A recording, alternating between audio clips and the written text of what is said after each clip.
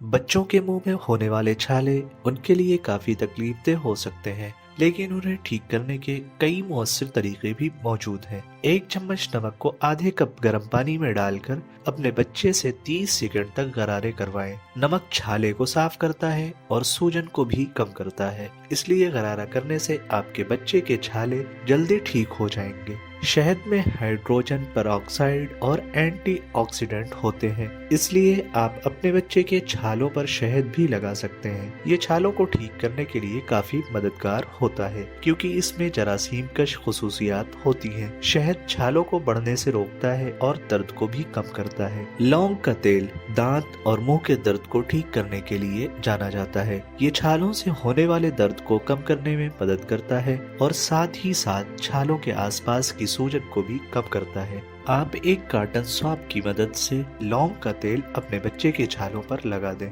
इससे उन्हें दर्द में बहुत आराम मिलेगा।